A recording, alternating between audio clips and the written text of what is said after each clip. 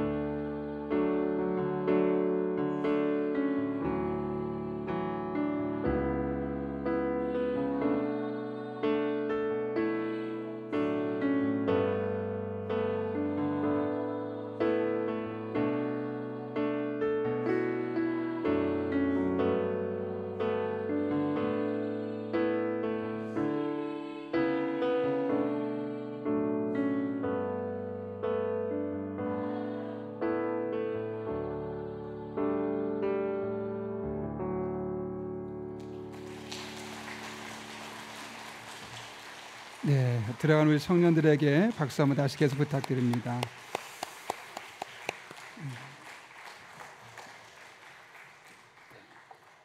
어색할 겁니다.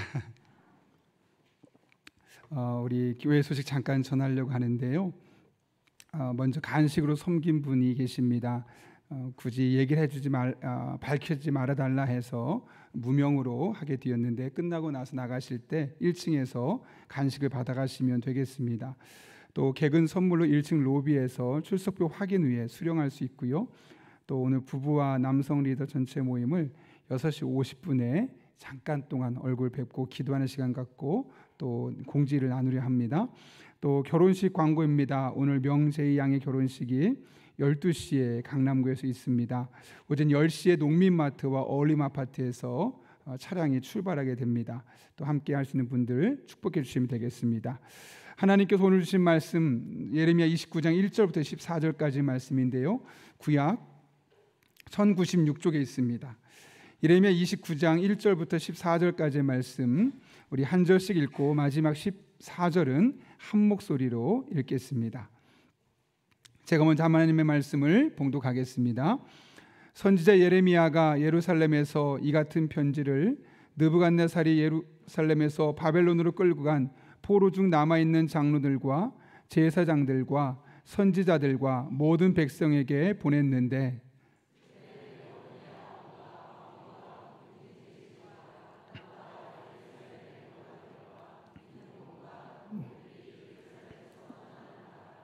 유다의 왕 시드기야가 바벨론으로 보내어 바벨론의 왕 느부갓네살에게로 가게 한 사반의 아들 엘라사와 힐기야의 아들 그마리아 편으로 말하되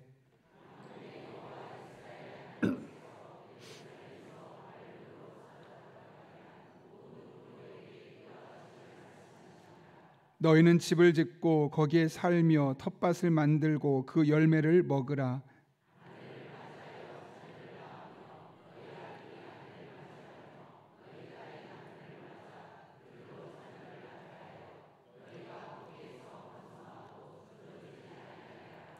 너희는 내가 사로잡혀 가게 한 그 성읍의 평안을 구하고 그를 위하여 여호와께 기도하라. 이는 그 성읍이 평안함으로 너희도 평안할 것임이라.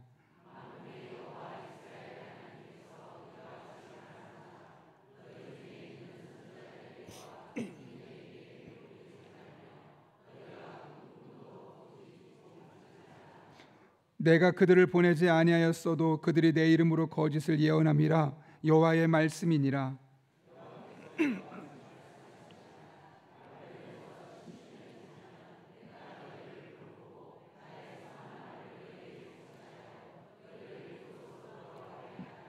여호와의 말씀이니라. 너희를 향한 나의 생각을 내가 아나니 평안이요 재앙이 아니니라. 너에게 미래와 희망을 주는 것이니라.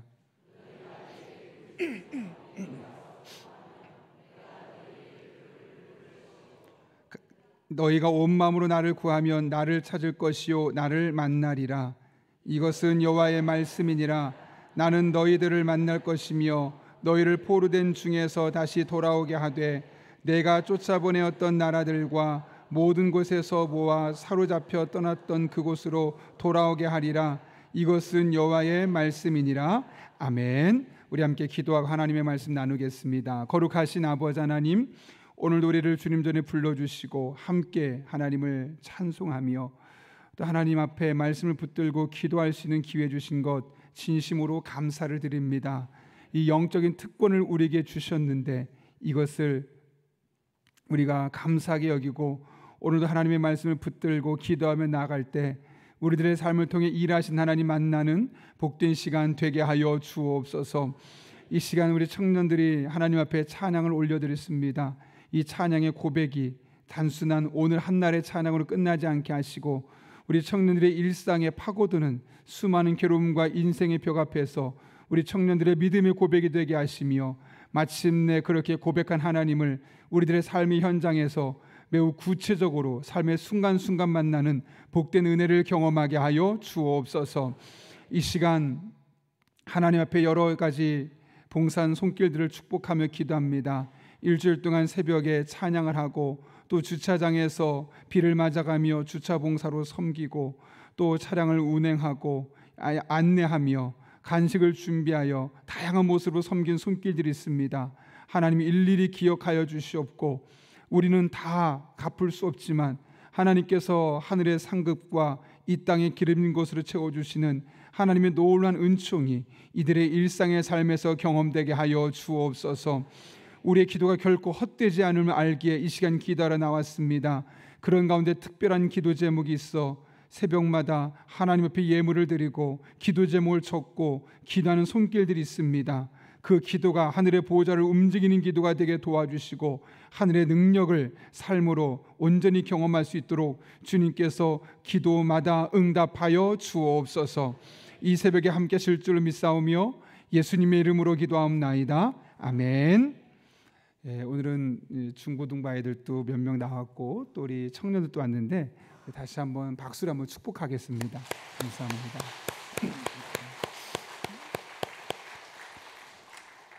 오늘 말씀을 좀 나누기 앞서서 우리 아동부 아이들도 몇 명 보이더라고요. 새벽에 며칠 동안 보니까요. 그래서 우리 토요일 날은 조금 설교를 쉽게 하는데 제가 그 황희찬 선수가 그 유튜브에서 나오는 장면을 하나 보고 깨달음이 하나 있어서 여러분과 함께 영상을 함께 잠깐 보고 나서 말씀을 나누려 합니다. 영상 먼저 보고 나서 말씀 계속해서 나누도록 하겠습니다. 지인들 그리고 주위에서 정말 놀랬던 것 같아요. 너가 누구한테 축구를 배우냐라는. 착지할 때 딱 동시에 밀면 훨씬 전적으로 믿고 맡겨주셨어요. 형님들이 준비한 훈련이면 다 한번 따라 해보겠다고.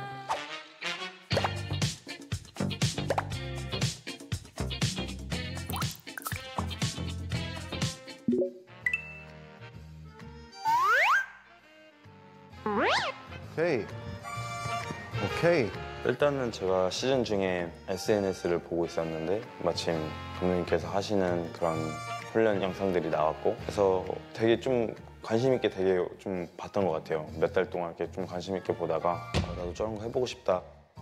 처음에는 영상 잘 보고 있습니다 해서 제가 재차 확인을 했는데 정말 황희찬 선수가 맞을까 맞을겠는데 정말 맞더라고요. 그래서 너무 영광이라고 말씀을 드리고 도움이 조금이라도 될 수 있는 부분이 있다면 적극적으로 움직이겠습니다 하면서 이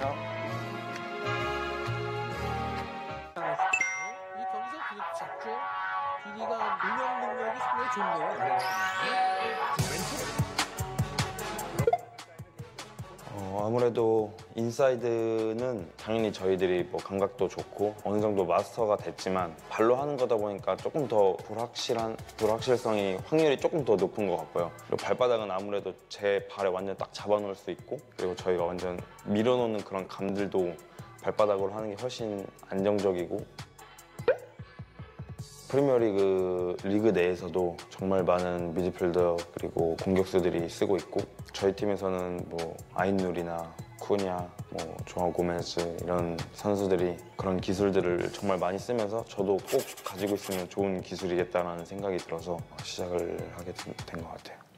꼭 경기 때는 다 나오진 않아도 슈팅 게임이나 패스 게임 아니면 뭐 미니 경기 형태에서의 그런 플레이들이 이런 풋살에서 하는 동작들이 많은 것 같다. 그래서 저희도 이제 그 훈련을 설정하는 거에 있어서 희찬 선생님이랑 의논을 하고 얘기를 했는데 사실 저희를 좀 전적으로 믿고 맡겨주셨어요. 그래서 형님들이 준비한 훈련이면 다 한번 따라 해보겠다고 해서.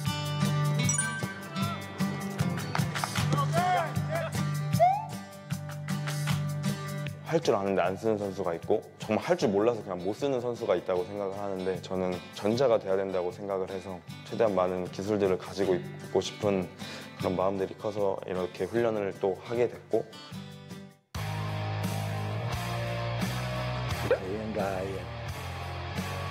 더 따라가야 돼, 혼자 더 따라가야 돼. 오케이. 나이스. 정말 많은 지인들 그리고 주위에서 정말 놀랬던 것 같아요. 너가 누구한테 축구를 배우냐라는 얘기를 되게 많이 하셨었는데 제가 그동안 해왔던 것들을 그냥 하면은 저는 유지가 아니라 못해 된다고 저는 생각을 해요.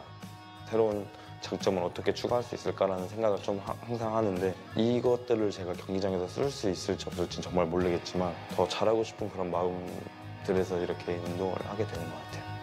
습득하는 거나 자꾸 질문해 주시는 거나 이 위치에 계시지만 그런 노력을 끊임없이 하는 자세나 태도가 되게 존경스럽다라고 느낄 정도로 또 그런 부분에선 또 축구 선수가 아닌 사람으로 되게 멋있다라고 생각을 했어요. 네, 우리 어색하니까 우리 옆에 분 보고 한번 인사하겠습니다. 되게 멋있습니다. 이렇게 한번 인사해 볼까요? 네. 그 최고의 축구 리그라 일컬어지는 프리미어 리그에서 12골에 또 3개 도움까지 가질 정도면 정말 말 그대로 세계적인 선수입니다. 특별하게 연말 기술이 없이 완성된 선수라 해도 뭐 그 말이 어색하지 않을 만큼 탁월한 선수임에는 분명합니다.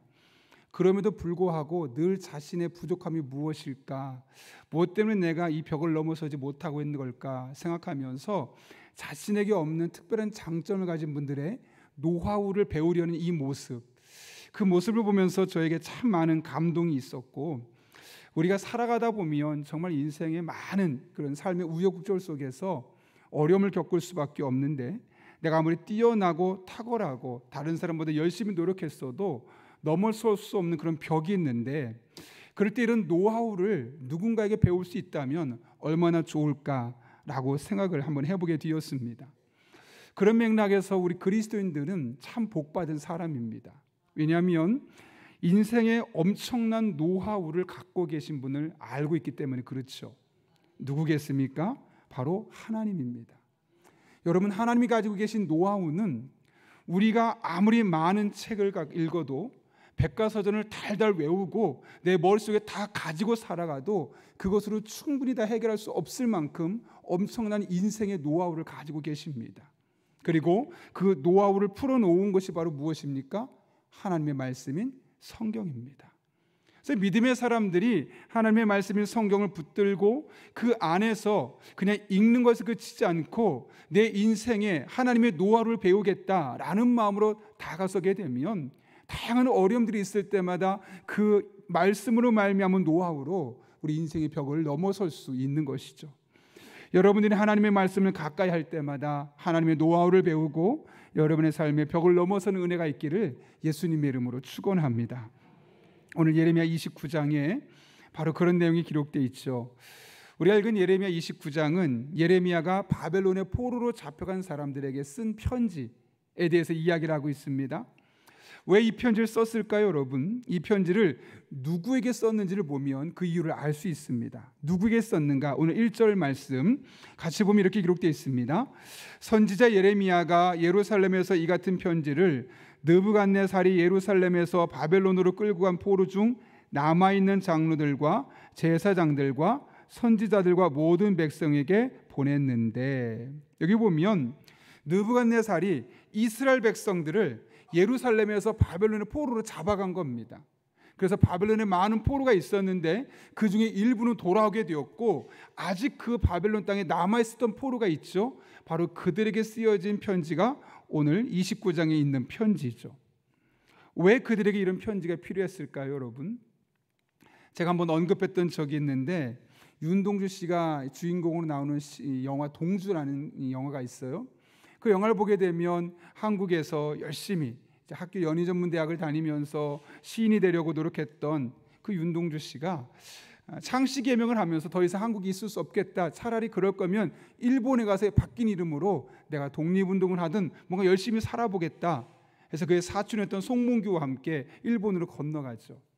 그러나 평안하지 않습니다. 어렵습니다. 왜냐하면 일본 땅에서 얼마나 많은 박해를 받았을까요, 여러분?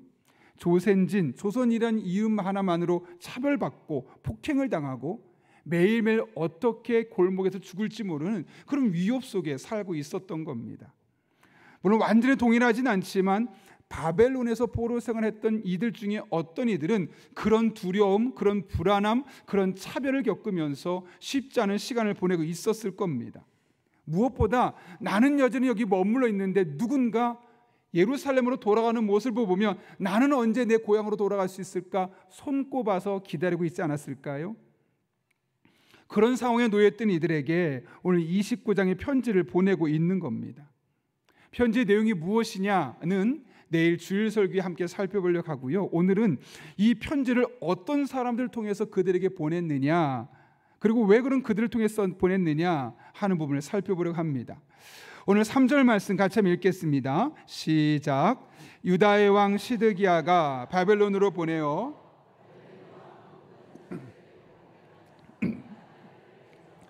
힐기의 아들 그마랴 편으로 말하되. 아멘.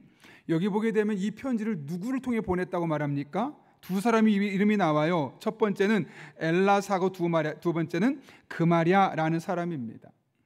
당시에 여러분 이 두 사람밖에 없었을까요? 예레미야가 있었던 그 시기에 얼마나 많은 사람이, 얼마나 젊은 청년들이 있었겠습니까? 근데 그 많은 사람 중에 유독 여기 보면 엘라사와 그마랴라는 사람을 불러서 이들을 통해 이 귀한 역할을 감당하게 하고 있는 것이죠. 도대체 이들이 어떤 사람이었길래 이 두 사람을 선택해서 이들을 통해서 이런 일을 하게 했던 걸까요? 이들을 보게 되면 그들의 앞에 부모님의 이름이 나옵니다. 여러분, 왜 부모님의 이름을 언급할까요? 크게 두 가지 때문에 그래요. 비슷한 이름이 많다 보니까 부모님의 이름 보면 아, 누구 자녀구나 선명하게 알 수 있는 거죠. 또 하나는 더 중요한 부분인데, 보통 성경에서 자녀의 이름의 앞에 부모님이 붙을 때는 이 자녀가 이 부모님의 영향을 많이 받았다는 것을 의미할 때, 그럴 때 일부러 그 부모의 이름을 거기에 적는 겁니다. 그러면 그걸 딱 보는 사람은 이 사람은 부모님이 이런 사람이니까 이렇게 영향받았으니까 그렇겠구나 라고 지레 짐작할 수 있는 것이죠. 예컨대 이런 겁니다. 어저께 저희 아이 중에 하나가 시험을 끝나고 나서 시내 가서 친구들과 함께 영화를 봤대요. 근데 배우 하정우 씨가 나오는 영화라고 합니다. 여러분 잘 아시는 것처럼 하정우 씨는 백상 연예대상에서 최우수상을 받을 정도로 연기를 참 잘하고 스스로가 감독이 될 만큼 영화에 관심이 깊은 사람입니다. 그런데 이 하정우 씨를 언급할 때마다 꼭 따라붙는 사람이 있어요. 누굽니까? 우리 청년들이나 젊은 사람 모르겠지, 학생들은 배우 김용건이에요. 이 김용건 씨의 아들이 하정우예요. 그러니까 진짜 이름이 하정우가 아니라 성은 김씨죠. 그런데 일부러 예명으로 연예계에서 쓰기 위해서 하정우라는 이름을 나오고 있는 거예요. 그래서 김용건 씨도 참 연기 잘했어요. 그래가지고 지금 이제 70세가 되었지만 그 전까지만 해도 활발하게 TV에 나올 정도로 그렇게 영향력이 있었던 연기를 잘하는 사람입니다. 그래서 많은 분들이 김용건의 아들 하면 배우 하정우를 떠올리죠. 이 둘은 뗄래야 뗄 수 없을 만큼 아주 밀접한 관계가 있고, 하정우 씨가 연기를 잘하는 이유는 아버지의 영향이 컸겠구나 라고 많은 사람이 알고 있는 거죠. 배우 아버지의 영향이 어린 시절부터 자연스럽게 그 아들에게 흘러가기 시작했고, 그는 연기가 너무나 자연스러운 겁니다. 연예계 생활이 너무나 자연스러울 수밖에 없었던 것이죠. 마찬가지입니다. 오늘 본문에 나오는 이 두 사람도 각자 아버지 영향을 참 많이 받았겠죠. 그럼 그들의 아버지는 누구였을까요? 오늘 본문에 나오는 엘라사는 아버지가 누굽니까? 사반의 아들이라고 되어 있죠. 그러니까 아버지가 사반입니다. 열왕기상 22장에 보게 되면 사반은 성전에서 구약 성경을 베끼는 사람이었어요. 그리고 베낄 뿐만 아니라 이 말씀을 가르치는 사람들이었어요. 서기관이라는 직업을 갖고 있었죠. 그러니까 그는 늘 하나님의 말씀을 가까이 하고 늘 말씀을 베끼면서 늘 말씀을 가르치는 일을 하는 거예요. 그 아버지 사반을 본 엘라사는 어땠을까요? 어릴 때부터 늘 하나님 말씀을 읽고 말씀을 가까이 하고 그 말씀을 가르친 아버지의 모습을 보며 하나님 말씀은 정말 중요한 거구나. 아버지가 직업으로 삼을 만큼 저 말씀은 너무너무 중요한 것이구나. 자연스럽게 그에게는 하나님의 말씀이 중요한 것으로 다가오지 않았겠습니까? 그렇게 그의 일생에 하나님의 말씀은 아주 중요한 요소가 되었던 겁니다. 그렇다면 두 번째로 나오는 그마랴는 아버지가 누굽니까? hil기야로 나옵니다. 동일하게 이 사반과 hil기야가 동시대에 살았는데요. hil기야는 제사장입니다. 요시야가 종교개혁을 할 때 그 성전에서 책을 발견한 사람이 바로 hil기야고, 그 성전에서 그 말씀을 풀어주면서 그 말씀을 중심으로 이스라엘 땅의 종교개혁을 가능하게 했던 사람이 누구냐? 바로 hil기야입니다. 그러니까 그런 아버지의 모습 보면서 그마랴가 무엇을 배웠겠습니까? 하나님을 섬기는 삶, 하나님의 말씀을 가까이 하고 그 말씀 중심으로 삶을 조정할 때 어떤 놀라운 변화가 일어나는지를 직접 눈으로 보았던 사람이 바로 그마랴입니다. 그러니까 이 두 사람은 어떤 사람들이겠습니까? 모두 성경을 사랑하고 그 말씀을 삶에 적용하며 그 말씀을 영향을 받았던 아버지에게 영향을 받았던 믿음의 자녀들이었다는 것이죠. 그래서 예레미야는 다른 많은 사람들이 썼지만 정말 하나님 말씀을 가까이 하고 말씀으로 얼마든지 사람을 위로할 수 있는 이들을 특별히 선택해서 편지를 쓰고 그 편지를 바벨론에 가서 전달할 것을 이야기하고 있는 겁니다. 오늘 예레미야가 이 본서를 쓰면서 무슨 말을 하고 싶었던 걸까요, 여러분? 이 두 사람이 아버지로부터 영향을 받은 그 신앙이 얼마나 중요한지를, 또 그들이 아버지로부터 성경 말씀을 얼마나 잘 훈련받았고 그 말씀이 그들의 삶에 얼마나 놀라운 것이었는지를 우리에게 보여주기 위해서 아니었겠습니까? 또 하나님의 말씀을 가까이 하는 사람, 하나님은 그런 사람을 들어 쓰신다는 사실을 가르쳐주기 위해서 많은 사람이 있었지만 특별히 말씀을 가까이 했던 그 두 사람을 이 귀한 하나님의 일에 불러서 사용하고 있는 것을 우리에게 보여주고 있는 것 아닐까요? 우리는 다윗 왕이 왕이 된 것을 보고 놀랍게 쓰임받은 것을 알고 있습니다. 근데 잘 아시는 것처럼 다윗 왕은 어릴 적에 내세울 것이 없는 사람이었어요. 하나님께서 사무엘에게 왕을 세우라, 기름을 부으라 해서 이세 집으로 찾아갔죠. 갔더니 이세 앞에 왔더니 이세가 눈치챈 겁니다. 그래서 아들을 데려와라. 큰 아들부터 계속 아들을 데려오는데, 다 데려오는데 유독 한 아들만 데리고 오지 않아요. 이게 누굽니까? 다윗이에요. 그냥 다윗은 양을 치게 놔둔 거예요. 왜냐하면 이 아이는 왕의 제목이 아닌 거예요. 이 아이는 그냥 양치는 정도의 수준밖에 안 되는 아이라고 이미 그의 아버지의 마음에 판단이 되었던 거예요. 그래서 다른 아들은 다 불러와요. 이 아이입니까? 이 아이입니까? 보여주는 거예요. 그런데 사무엘은 아니다, 아니다, 다 걸러내요. 마지막까지 보여주지 않았던 아들, 또 다른 아이가 없느냐? 있습니다. 그제서 겨우 불러온 게 바로 다윗이었습니다. 보잘것 없었던 거예요. 누가 봐도 왕의 제목이 아니었고 그냥 평범한 일상을 살다 끝날 보일 사람이 바로 다윗이었던 것이죠. 그런데 하나님은 그 사이에 많은 사람을 두고 다윗을 선택하셨고 그를 왕으로 삼으신 거예요. 왜 그랬을까요, 여러분? 다윗에게 어떤 특별한 무엇이 있었길래 하나님이 그를 그렇게 들어 쓰셨던 걸까요? 시편 19편에서 다윗은 이렇게 고백하고 있어요. 제가 좀 쉽게 읽어드릴게요. 여호와의 율법은 완전해서 영혼을 되살리고 여호와의 증거는 확실해서 어리석은 사람을 지혜롭게 만들며 여호와의 율법은 올바르니 마음에 기쁨을 주고 여호와의 계명은 순전해서 눈을 밝혀줍니다. 여호와를 경외하는 것은 신성한 일이라 영원히 지속되며 여호와의 판결은 의롭고도 참됩니다. 이는 금보다 순금보다 더 귀하고 벌집에서 뚝뚝 떨어지는 꿀보다 더 답니다. 주의 종들이 이것들로 경고를 받아 이를 지키면 큰 상이 있습니다. 여기서 말한 여호와의 율법, 여호와의 증거, 여호와의 계명, 한마디로 하나님의 말씀.